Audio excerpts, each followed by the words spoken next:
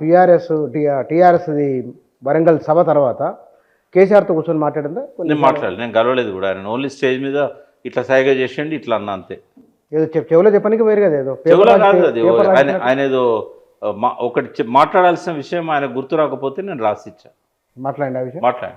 కానీ ఇక్కడ టీఆర్ఎస్ నాయకులు మాట్లాడిన మాట కంటే మీ మాటల్లో తీవ్రత ఎక్కువ. టీఆర్ఎస్ రాజకీయం అబ్బా. టీఆర్ఎస్ అనేది ఒక రాజకీయ పార్టీ. నాకేందంటే నేను నా అడ్వకేట్ ప్రొఫెషన్ త్యాగం చేసి 25 years అయింది. నేను వచ్చింది ఎందుకోసం? కేసీఆర్ అడిగిండు నన్ను మొదటి రోజే, నీకు తెలంగాణ పిచ్చేంది అని అన్నాడు. నాకేం తెలంగాణ పిచ్చి లేదు సార్ అన్న. మరి ఎందుకు తెలంగాణ కోసం వచ్చినావు అంటే, నేను 7వ తరగతి చదివినప్పుడు చెంబుతోని బాయిల నీళ్ళు ముంచుకొని స్నానం చేసిన. నాకు మళ్ళీ అట్లాంటి పరిస్థితి రావాలి. అది రావాలంటే ఈ ఆంధ్ర పాలన పోవాలి. అంటే చెరువులు ఎండిపోతే, బాయిలలో నీళ్ళు ఇగ్గిపోతే దానికి ఉన్న దీనికి సంబంధం ఏందన్నాడు. అంటే గలగల గోదావరి కథ వినిపించిన. ఇక్కడ చెరువులు దిగుతూనే కదా వాళ్ళకు నీళ్ళు వచ్చేది. గోదావరిలో 3000 TMCలు సముద్రంలో పోతున్నాయి. కానీ అది ఆ టైం వాళ్ళకు పెద్దగా అవసరం లేదు, కొంచెమే అవసరం ఉంటాయి. స్టోరేజ్ లేదు వాళ్ళకు. ఈ పోలవరం ఏదో ఆ రోజుల్లో వెనకడ కట్టి ఉంటే అది వేరు. ఆ స్టోరేజ్ లేక మన ప్రాణాలు తీస్తున్నారు సార్. ఒక్క బ్యారేజ్ కట్టలేదు, 500 kilometers ఒక్క బ్యారేజ్ కట్టలేదు. మీరు ఏం చేస్తారో నాకు తెలియదు. నాకు తెలంగాణ వస్తుందా రాదా కాదు, నాకు కావాల్సింది మళ్ళీ చెంబుతో నేను నీళ్లు ముంచుకొని స్నానం చేయాలి. ఈ లోతైన అవగాహన మీకు ఎట్లా వచ్చింది? ఇప్పుడు నేను ఏది ఆలోచించినా కొంత దాని వెనకాల ఆ లోతుగానే పోతాం, డెప్త్కు పోతాం. డెప్త్కు పోయినప్పుడు ఏంటంటే, రైతులు ఎందుకు ఆత్మహత్యలు చేసుకుంటాలో ఒకసారి కనుక్కోవాలన్నాడు జయశంకర్ సార్ 90 ఏళ్ళ అన్నప్పుడు. మనం ఏం చేసామంటే, ఈ ఆత్మహత్యలు చేసుకోవడం అనేది నీళ్లు లేక అనేది అర్థమైంది. బోర్లు వేసి అప్పులు చేసి అప్పులు తీర్చలేక పెరుగన్నంలో పురుగు మందు కలుపుకొని సస్తున్నారు, ఉరిపెట్టుకొని సస్తున్నారు. ఆ ఇళ్ళల్లో పోయి అడిగినప్పుడు వాళ్ళు చెప్పారు, లింగారెడ్డిపల్లి అని సిద్దిపేట పక్కన ఉంటుంది, ఇప్పుడు కలిసిపోయింది. లింగారెడ్డిపల్లిలో ఒక రైతు చనిపోతే నేను జయశంకర్ సార్ పోయినాం. ఇంకా దూలానికి అల్లాడుతుంది శవం. ఏంటంటే 35 బోర్లు వేసిండు, నీళ్లు పడలేదు. ఒక బోర్లో నీళ్లు పడితే ఆ నీళ్ళ మీద ఆశపడి పంట వేసిండు. సగం పంట రాగానే నీళ్ళు అయిపోయినాయి. పుట్ట మీదకి వచ్చినప్పుడు నీళ్ళు అందలేదు, ఆ పంట కూడా పోయింది. వీళ్ళ అంజుమానోళ్ళు అంటారు. అంజుమానోళ్ళు అంటే కోఆపరేటివ్ సొసైటీ బ్యాంకు వాళ్ళు వచ్చి ఇంటికి వచ్చి గోలగోల చేసిపోయిన్లు. మధ్యాహ్నం వాళ్ళు తిట్టిపోయిన్లు, రాత్రి కూర పెట్టుకున్నాడు. అందరం కలిసే పడుకున్నాం. ఓ మధ్యరాత్రి లేచి దూలాన్ని కూర పెట్టుకున్నాడు. అది కన్సర్న్ నాకు కేసీఆర్ కాదు, కేటీఆర్ కాదు, పదవులు కాదు. నేను నన్ను అడిగిన పదవులు ఎమ్మెల్సీ ఇస్తానంటే వద్దన్నోడిని, ఎమ్మెల్యే ఇస్తానంటే వద్దన్నోడిని. మా కన్సర్న్ పబ్లిక్ కూర్చొన్న. కాళేశ్వరం విషయంలో ఏం చేయాలంటారు మరి? కాళేశ్వరం విషయంలో చేయాల్సింది ఏంటంటే, ఫస్ట్ ఈ మేడిగడ్డ నువ్వు రిపేర్ చేయకపో, దాని పక్క పెట్టు. కనీసము జూన్ నుంచి డిసెంబర్ దాకా నీళ్ళని ఎత్తిపోయాలి. దానికి ఏ అడ్డంకి లేదు. ఎన్డీఎస్ఏ కూడా 2 బ్యారేజీలు పనికిరావని చెప్పలేదు. మళ్ళీ ఒకసారి ఎన్డీఎస్ఏని అడగండి, నీళ్లు నింపడం వల్ల ఏం సమస్య ఉన్నది, ఆ సమస్య ఏదో పరిష్కారం చేసుకొని. ఇప్పుడు టైం ఉన్నది కదా, ఇప్పుడు నెక్స్ట్ సీజన్ అంతా ఇంకో 1 month దాకానైతే మనకు టైం ఉంది కదా వర్షాలు పడడానికి. రిపేర్ చేయి.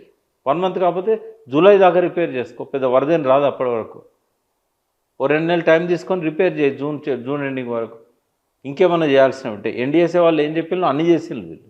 ఇంకా ఏమన్నా ఉంటే చేసి కన్నపల్లి పంప్ హౌస్ నుంచి నీళ్ళు లిఫ్ట్ చేసి మొత్తం రిజర్వాయర్ 141 TMCలు రిజర్వాయర్లు నింపు. గోదావరిలో నీళ్ళు నింపు. మన బ్యారేజీలు నీళ్ళు నింపడానికి కట్టినాయి. కొన్ని బ్యారేజీలు ఏమో వచ్చే ఫ్లోను వచ్చేటట్టు వదిలిపెట్టడానికి కట్టేటి, ధవళేశ్వరం, ప్రకాశం. మనది అట్లా కాదు, మనది రిజర్వాయర్లో నీళ్ళు నింపడానికి పెట్టింది. అది కనీసం ఒక 30-35 TMCలు మనం నదిలో కానీ బ్యారేజీల దగ్గర కానీ ఆపుకోవచ్చు. అది ఆపుకో. మల్లన సార్కి లిఫ్ట్ చేయి, కొండపోచమ్మకు లిఫ్ట్ చేయి, రంగనాయక సాగర్కి లిఫ్ట్ చేయి, అన్నపూర్ణ రిజర్వాయర్కి లిఫ్ట్ చేయి, మిడ్ మార్నేర్ నింపు. ఎవరు వద్దన్నారు? టెక్నికల్గా సాధ్యమా కాదా చెప్తుంది నీకు ఎన్డీఎస్ఏ. నీ ఇంజనీర్లే చెప్తారు, ఎన్డీఎస్ఏ అవసరం లేదు దానికి. అవి రైతులకి చెరువులను అనుసంధానం చేయి, వాగులను అనుసంధానం చేయి, చెక్ డ్యాములన్నీ నింపు. 825 చెక్ డ్యాములు 5,000 కోట్లతో కట్టాం. అవన్నీ ఖాళీ అయిపోయినాయి. ఇప్పుడు కల్వకుర్తి, నెట్టెంపాడు, భీమా అప్పుడెందుకు 10 లక్షల ఎకరాల పంటలు పండినాయి? మీరు నాగర్ కర్నూలు వాళ్ళు అప్పుడెందుకు పంటలు పండినాయి, ఇప్పుడు ఎందుకు పండుతలేవు? నీళ్ళ నిరంజన్ రెడ్డి మండు టెండర్ లోపల మే 5వ తారీఖు నాడు చెరువు అలుగుపోయేటట్టు చేశాడు, వాగుల్లో నీళ్లు పోయేటట్టు చేశాడు. ఇప్పుడు ఎందుకు కాలే? డిండి ప్రాజెక్ట్ ఎందుకు ముడతలేవు? పాలమూరు రంగారెడ్డి 80% అయిపోయింది, ఎందుకు కంటిన్యూ చేయట్లేదు? ఈ విషయాలన్నీ అర్థం చేసుకోవాలి కదా. డబ్బులు లేవంటున్నాం. డబ్బులు నేనేమంటున్నా బుచ్చన్న, కేసీఆర్ దగ్గర డబ్బులు ఉండి కట్టిండా? ఎక్కడ అవకాశం ఉంటే అక్కడ. ఇంకోటి దేశం దాటి పోనేలేదు ఆయన. ఈయన జపాన్ పోయో 10 ఏళ్ళలో ఎక్కడి నుంచి తేలేదు, ఎక్కడి నుంచి డబ్బులు తేలే. మాకే చెప్పిండు విదేశీ డబ్బులు మనకు అక్కర్లేదని. జైకోవాడు అప్పులు ఇస్తానని వచ్చిండు ఇక్కడికి, వద్దన్నాడు. మీ కండిషన్లు నేను ఒప్పుకోను, నేను తీసుకోనని చెప్పి వరల్డ్ బ్యాంక్ కూడా అడిగిండు, వద్దన్నాడు. ఆయన ఏది తెలంగాణకు అవసరమో అదే చేసిండు. అదాని వస్తే అపాయింట్మెంట్ ఇవ్వలేదు. కేసీఆర్తో ఎక్కడ పోలుస్తాం బుచ్చన్న? అవగాహన పెంచుకుంటే మంచి ముఖ్యమంత్రి అంటారు, అభినందనలు చెప్తారు. మాకేం దూరపోడు కాదు రేవంత్ రెడ్డి, చాలా దగ్గర మిత్రుడే. కానీ ఇటువంటి కాళేశ్వరం కూలేశ్వరం అంటే నా సొంత తమ్ముడు అన్నా కూడా నేను స్పేర్ చేయాలి. అవగాహన తెచ్చుకొని మాట్లాడాలి. ఒక 3 బ్యారేజీల మీదనే 1,02,000 కోట్లు ఖర్చు పెట్టిండు కేసీఆర్. ఆయన అధికారంలోకి రాకముందే 1,00,000 కోట్లు తిన్నాడు అన్నట్టే జనం నమ్మి కేసీఆర్ని దించేసిండు. 93,000 crores ఖర్చు అయినాయి అప్పటి వరకు. కేసీఆర్ ఏం మార్చిండు బుచ్చన్న?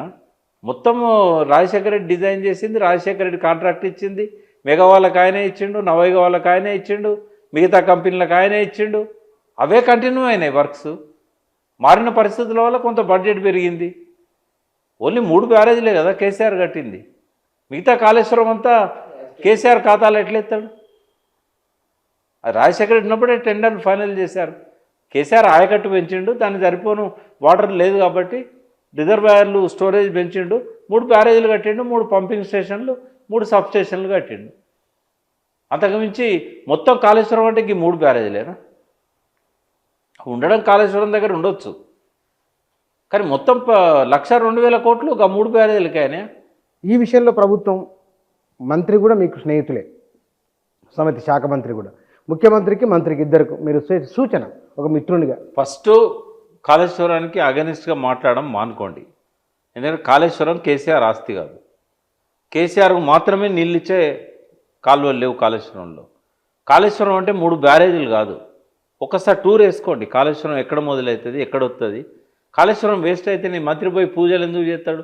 మల్లన్న సాగర్ దగ్గర నీళ్ళు ఎందుకు ఇస్తాడు? హైదరాబాద్కు మంచినీళ్ళకి ఎందుకు ఇస్తున్నారు? మల్లన్న సాగర్ కానీ కాళేశ్వరం కానీ అన్నీ కూడా తెలంగాణకు ఒక వెన్నెముక. ఫస్ట్ దాని విశ్వరూపం అర్థం చేసుకోండి. అది రైతులకు ఎంత ఉపయోగపడుతుందో అర్థం చేసుకోండి. కష్టపడైనా సత్వరమే దాన్ని పూర్తి చేయండి. అటు ఎన్డీఎస్ఏ వాళ్ళు చెప్పింది ఏమున్నదో ఆ నిపుణులను అపాయింట్ చేయండి. కారణాలు తర్వాత మీరు తెలుసుకుందరు కానీ, శిక్షలు తర్వాత ఎద్దురు కానీ. పీసీ ఘోష్ కమిషన్ రిపోర్ట్ ఇచ్చినాక మీరు శిక్షలు వేసుకోండి, ఎవరు వద్దంటలేరు. కాళేశ్వరంలో అవినీతి ఉంటే పట్టుకొని ఆ దోషులను శిక్షించండి, కానీ రైతులకు నిలియండి. కాళేశ్వరం కూలేశ్వరం అనే ఇంకొకసారి మాట్లాడితే మేము రైతులకు పిలిపియాల్సి వస్తుంది.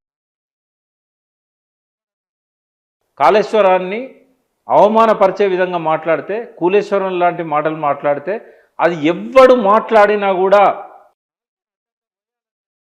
ఇవ్వాల్సి వస్తుంది పిలుపు. కాళేశ్వరం అనేది ప్రజల సొమ్ముతో కట్టింది, ఎవరిని అయ్యే జాగిరి కాదు. ఇష్టం వచ్చినట్టు ఆటలాడుకుంటే క్షమించడానికి సిద్ధంగా లేము. ఉత్తమ్ కుమార్ రెడ్డికైనా రేవంత్ రెడ్డి గారికైనా మేము చెప్పబోయేది ఇదే. వీళ్ళనంత తొందరగా దాన్ని కంప్లీట్ చేసి నీళ్ళు ఇవ్వండి. శిక్షలు వేసుకోండి, దోషం పట్టుకోండి. ఆ బాంబులు పెట్టినోడు ఎవడు, సౌండ్ ఎందుకు వచ్చింది ఎంక్వైరీ చేయండి. మాకు వాటి పట్ల కన్సర్న్ లేదు. కారణాలు మీకు అవసరం రాజకీయంగా. మాకు కావాల్సింది నీళ్లు. రైతుల ప్రాణాలు కాపాడండి, ఎండిపోయే పొలాలు కాపాడండి. రేపు 5వ తారీఖు నాడు కాళేశ్వరం గుళ్ళె మీటింగ్ పెడుతున్నాం. ఎమ్మెల్యే మాజీ మంత్రి ఈశ్వర్ గారు, అక్కడున్న స్థానిక శాసనసభ్యుడు మధు గారు, మంత్రిని పుట్టమధు గారు, మేమందరం కలిసి కాళేశ్వరం గుళ్ళెనే మీటింగ్ పెడుతున్నాం. అక్కడ పక్కనే ఉన్న భూపాలపల్లి మాజీ శాసనసభ్యుడు, ఇప్పుడు కౌన్సిల్లో ప్రతిపక్ష నాయకుడు వంశోనాచారి గారు కూడా వస్తున్నారు. రైతులు వస్తున్నారు. వాళ్ళకి ఏం చెప్పాలి? ఇష్టం వచ్చినట్టు కాళేశ్వరం తిడుతూ ఉంటే ఎవరికి మేమేం చెప్పాల్సి వస్తుంది? ముఖ్యమంత్రి ఉత్తమ్ కుమార్ రెడ్డి కన్సర్న్ లేదని చెప్పాలా? మాతో నా మాటలు మాట్లాడించాలని ఉందా? ఇంకా దాన్ని పూర్తిగా బిలిటల్ చేసే విధంగా మాట్లాడకండి. కాళేశ్వరం అనేది ఎప్పటికైనా ప్రాణధార, జీవధార. మీకు తెలిసినా తెలియకపోయినా మీ మనోడు మున్మనవల్ల వరకు కూడా కాళేశ్వరమే దిక్కు, గోదావరి బిడ్డలుగా మాకున్నది ఆ కన్సర్న్. ఉత్తమ్ కుమార్ రెడ్డి కానీ రేవంత్ రెడ్డి కానీ కృష్ణా బేసిన్లో పుట్టిన వాళ్ళు, వాళ్ళకి గోదావరి పట్టదు, గోదావరిని అర్థం చేసుకోరు, గోదావరిని ఏమన్నా తిరిగి చూసినో లేదో నాకు తెలియదు. విశాలమైన గోదావరి తీరం 35 ఏళ్ళు 57 ఏళ్ళు సఫర్ అయింది సమైక్య రాష్ట్రంలో. నిండా నీళ్లున్నా కూడా ఒక చుక్క నీటికి నోచుకోలేదు. సదాశివుడు పాట రాసిండు, తలాపున పారుతుంది గోదావరి నీచేరు నాచేను ఎడారి అని, నీచేను నాచెల్క ఎడారి. అంటే మీకు కృష్ణా బేసిన్ వాళ్ళైనంత మాత్రాన గోదావరి మీద గింత అలుసా, ఇంత కారుకూతలు కూస్తారా? అక్కడ చచ్చిపోయే రైతుల పట్ల కన్సర్న్ లేదా? అన్నారం సుందిలలో ఎందుకు నీళ్లు నింపకూడదో డిమాండ్ చేయండి. ఎన్డీఎస్ఎన్ మీరు చెప్పిన పనులన్నీ చేసినాం, ఎందుకు నీళ్ళు నింపకూడదు, ఎందుకు ఇవ్వకూడదు, మేడిగడ్డను ఎందుకు తొందరగా రిపేర్ చేయకూడదు?